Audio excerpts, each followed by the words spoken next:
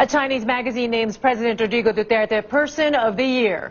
Presidential spokesman Ernesto Abella says Yaju Zucan gave the title to Duterte because of his independent foreign policy, distancing from the United States and boosting ties with China. Yaju Zucan is circulated in Hong Kong, Taiwan, Singapore, and Malaysia.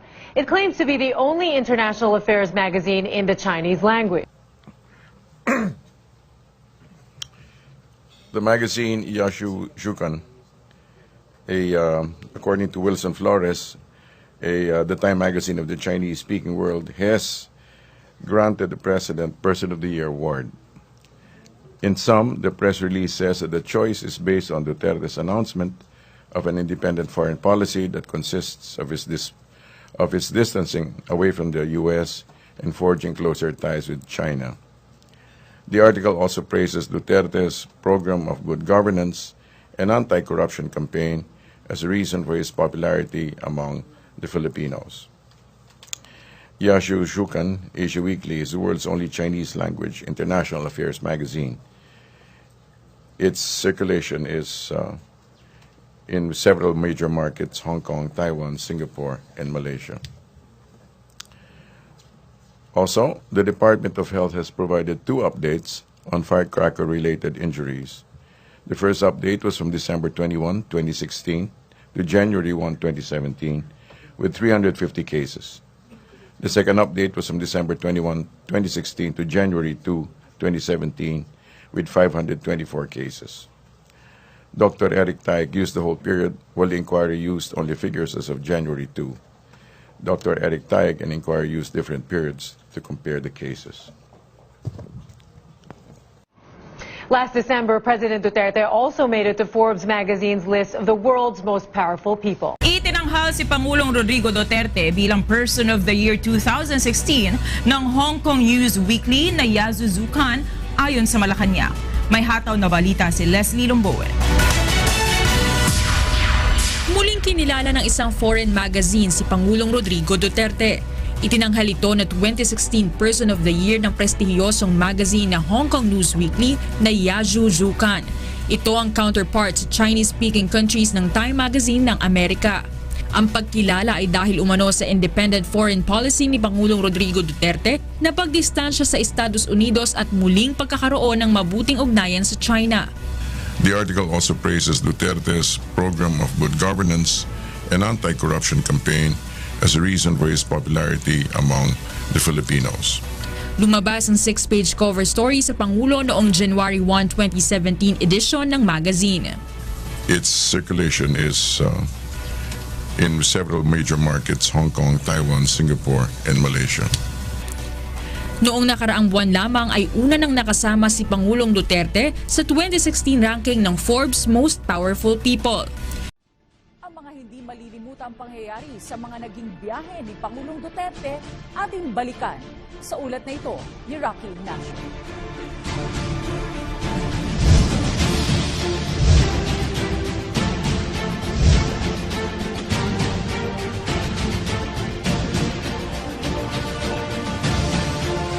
Malasakit, tunay na pagbabago, tinud-anay ang kausaban.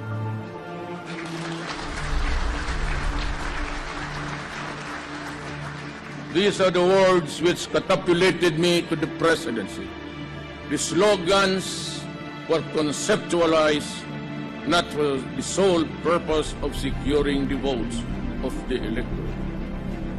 Tinud-anay ang kabaguhan, mao kani ang tumong sa atong gobyerno.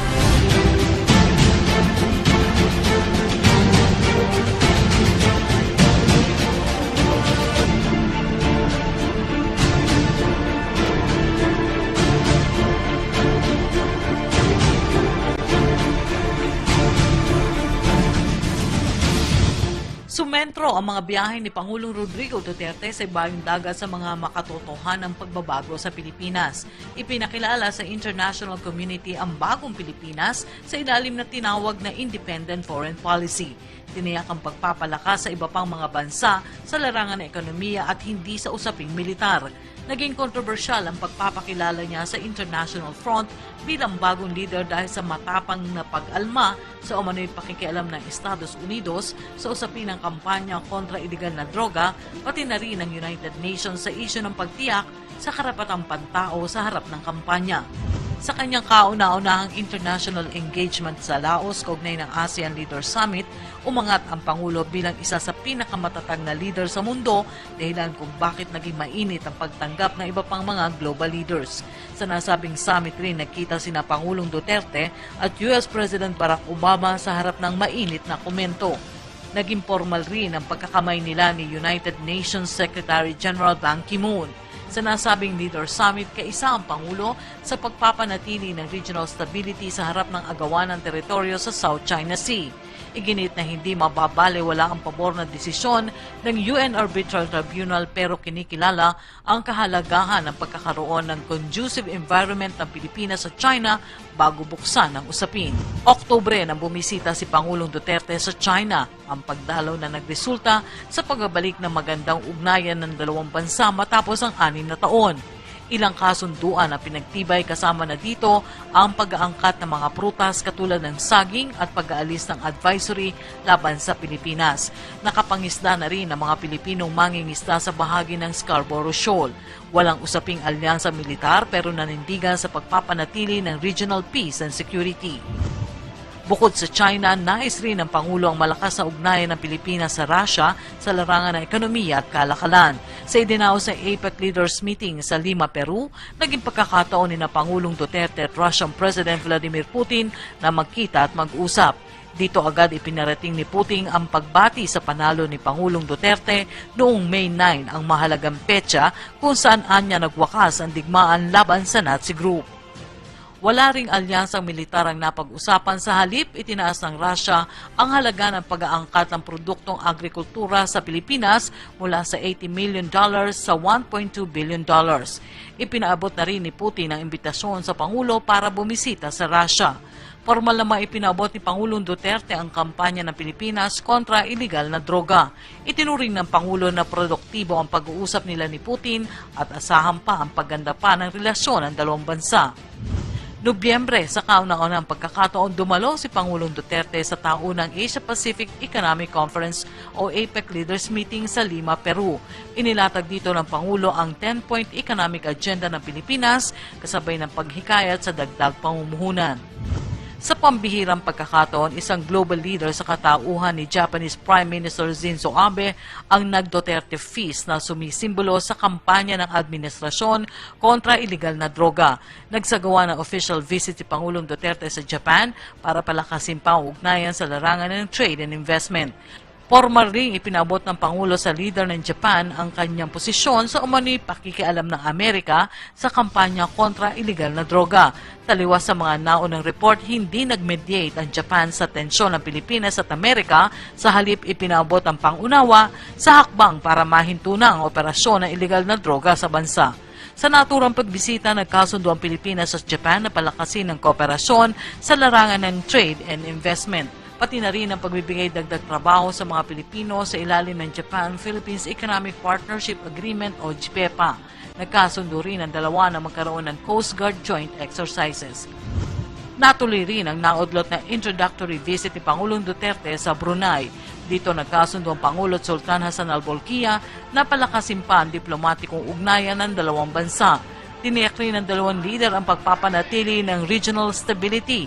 Katulad ng Pilipinas, ang Brunei ay kabilang sa mga bansang may inaangking teritoryo sa South China Sea. Sumentro rin sa regional peace and development ang pagbisita ni Pangulong Duterte sa Vietnam. Isa rin ang Vietnam sa may inaangking teritoryo sa South China Sea.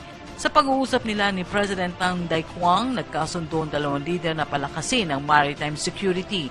Nagpahayag rin ng Canada at Vietnam ng pag-e-export ng bigas sa Pilipinas. Ang Indonesia ay isa sa mga unang bansang binisita ni Pangulong Duterte sa loob ng ASEAN.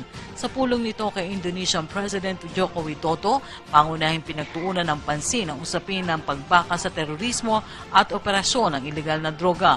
Nagkasundo na palakasin ang kooperasyon sa Border Patrol laban sa mga pirata. Inalam rin ng Pangulo ang estado ni Mary Jane Veloso, ang OFW na nakulong dahil sa illegal na droga. Sa pagbisita abroad, pangunahing aktibidad ng Pangulo ang pakipag-usap sa Filipino community.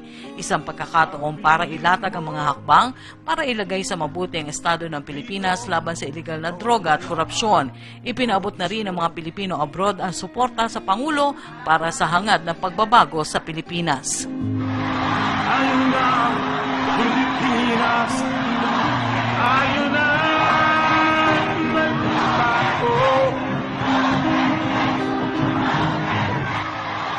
Why am I here? The past tense was, I am here because I love my country and I love the people of the Philippines. I am here, why? Because I am ready to start my work for the nation.